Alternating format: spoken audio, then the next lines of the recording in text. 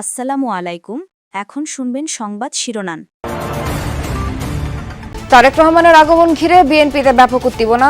৩০০ ফিটের অভ্যর্থনায় ৫০ লাখ লোক সমাগমের প্রত্যাশা। জমিয়তের সঙ্গে ৪ আসনে সমঝোতা।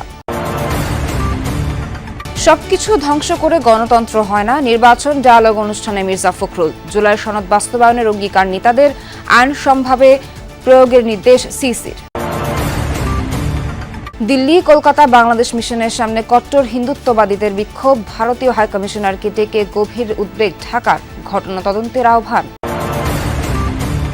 গুম নির্যাতনের মামলায় ট্রাইব্যুনালে শেখ হাসিনা সহ ১৭ জনের বিচার শুরু। ব্যাহতি চাওয়া সেনা কর্মকর্তাদের আবেদন খারিজ। নোয়াখালীর হাতিয়া রণক্ষেত্র চর দখল দিয়ে দুপক্ষের সংঘর্ষে অন্তত ৫ জন নিহত, আহত অনেকে হাসপাতালে ভর্তি। লন্ডনে সুইডিশ মানবাধিকার কর্মী গ্রেটা থুনবার্গ গ্রেফতার। প্যালেস্টাইন অ্যাকশন গ্রুপকে সমর্থন দেয়ায় সন্ত্রাসবাদ আইনের আওতায় পদক্ষেপ ব্রিটিশ পুলিশের। আসসালামু আলাইকুম।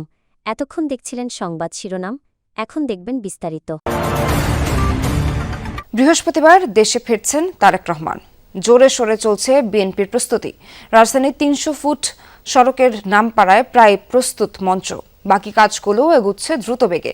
দলের প্রত্যাশা, ভারপ্রাপ্ত চেয়ারম্যানের দেশে ফেরার এই উপলক্ষে ঢাকায় জড়ো হবে ১.৫ কোটি মানুষ। এরই মধ্যে বিএনপি নেতাকর্মীদের ঢাকায় পৌঁছাতে 10টি ট্রেন বরাদ্দ দিয়েছে রেলওয়ে। মঙ্গলবার সকালে ৩০০ ফিট সড়কের মূল মঞ্চের আশেপাশে সেনাবাহিনীর মহড়া, তারেক রহমানের নিরাপত্তা এই সময়ে সবচেয়ে আলোচিত বিষয়। আর সেই নিরাপত্তা নিশ্চিতে আইন শৃঙ্খলা বাহিনীর তোড়জোড়। ঠিক দুপুরবেলায় প্রস্তুতির সব কর্মকাণ্ড দেখতে আসেন বিএনপির সিনিয়র যুগ্ম মহাসচিব রুহুল কবির রিজভী। জানান, দলের ভারপ্রাপ্ত চেয়ারম্যানের নিরাপত্তায় সক্রিয়ভাবে কাজ করছে সবাই। তাকে যে সতর্কতা এবং তার যে নিরাপত্তা, সেটা বিধান করার দায়িত্ব প্রথমত সরকারের, তারপর দল সে বিষয়ে পদক্ষেপ গ্রহণ করছেন, একটার পর একটা তারা সেই প্রস্তুতি নিচ্ছেন। আমি আশা করি সরকারও সেটা নিচ্ছেন, যেটা আমরা এখানে তার কিছু উদাহরণ আমরা এখানে পাচ্ছি, দৃষ্টান্ত আমরা পাচ্ছি। সকাল থেকেই মঞ্চের সামনে মানুষের ভিড়। বেলা যত বেড়েছে ততই বেড়েছে বিএনপি নেতাকর্মীর সংখ্যা। সারা দেশ থেকে কেউ বাসে, কেউ ট্রেনে বা লঞ্চে আগেভাগে এসে পড়ছেন। উদ্দেশ্য একটি, তারেক রহমানকে এক নজর দেখা। নির্বাচন ব্যবস্থা ধ্বংস করেছে ইসি, এই অপবাদ ঘুচাতে চায় বর্তমান কমিশন। আইনের শাসন নিশ্চিত হলে সেটা সম্ভব বলে মনে করেন প্রধান নির্বাচন কমিশনার এএমএম নাসির উদ্দিন। শান্তিপূর্ণ ও সুষ্ঠু নির্বাচন আয়োজনে সবার জন্য সমানভাবে আইন প্রয়োগ ও সঠিকভাবে দায়িত্ব পালনের নির্দেশ দেন তিনি। কমিশনার আনোয়ারুল ইসলাম সরকার বলেন, নির্বাচন কমিশন ভেঙে যাবে কিন্তু মচকাবে না। এ সময় পুলিশের মহাপরিদর্শক জানান, নানা প্রতিবন্ধকতা সত্ত্বেও সফল ও শান্তিপূর্ণ নির্বাচন করতে বাহিনী সক্ষম। ত্রয়োদশ জাতীয় সংসদ নির্বাচন ও গণভোট উপলক্ষে রিটার্নিং অফিসার ও মাঠ প্রশাসনের কর্মকর্তাদের সাথে নির্বাচন ব্যবস্থাপনা বিষয়ক মতবিনিময় সভা।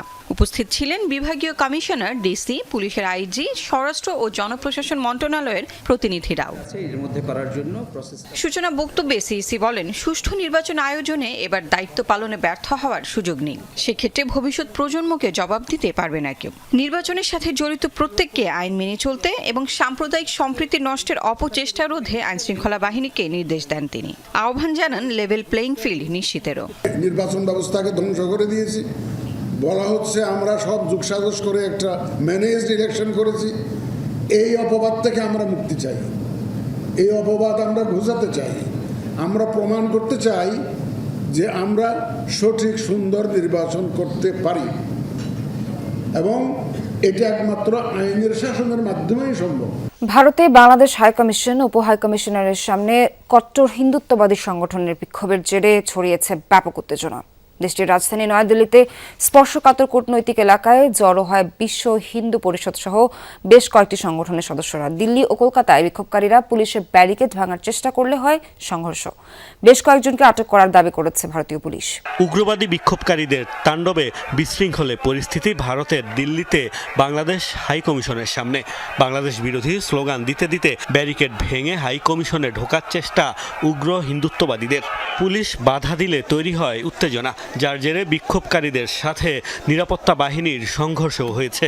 এ সময় বেশ কয়েকজন কট্টরপন্থীকে আটকের দাবি করেছে দিল্লি পুলিশ। বঙ্গীয় হিন্দু জাগরণ সহ কট্টরপন্থী অন্যান্য সংগঠনের সদস্যরা এদিন হিন্দু হুঙ্কার পদযাত্রার নামে পশ্চিমবঙ্গের কলকাতায় বাংলাদেশের উপ হাই কমিশনের দিকে যাত্রা শুরু করেছিল। তবে সেখানে পৌঁছানোর আগে বেগবাগান এলাকায় তাদের আটকানোর চেষ্টা করে পুলিশ। বিক্ষোভকারীরা ব্যারিকেড ভাঙার চেষ্টা করলে হয় সংঘর্ষ। বাংলাদেশের দীপু দাস নামে এক ব্যক্তিকে হত্যার ঘটনায় বিশ্ব হিন্দু পরিষদ ও বজরং দলের ডাকে মঙ্গলবার ভারতের বিভিন্ন স্থানে বিক্ষোভ হয়েছে। সকাল থেকেই দিল্লির বাংলাদেশ হাইকমিশন ও কলকাতার উপ হাইকমিশনের সামনে জোরদার করা হয় নিরাপত্তা। এরপরও স্পর্শকাতর কূটনৈতিক এলাকায় ঢুকে পড়ে উগ্রবাদীরা, যা জন্ম দিয়েছে ব্যাপক সমালোচনার। গুম ও নির্যাতনের আরেক মামলায় বিচার শুরু হলো শেখ হাসিনা, তারিক সিদ্দিক, 11 সেনা কর্মকর্তা সহ 17 জনের। মঙ্গলবার বিচার শুরুর আদেশ দিয়েছেন ট্রাইব্যুনাল 1। এদিন গ্রেফতার 10 সেনা কর্মকর্তা নিজেদের নির্দোষ দাবি করেন। এই মামলায় আগামী বছরের 21 জানুয়ারি সাক্ষ্য গ্রহণ।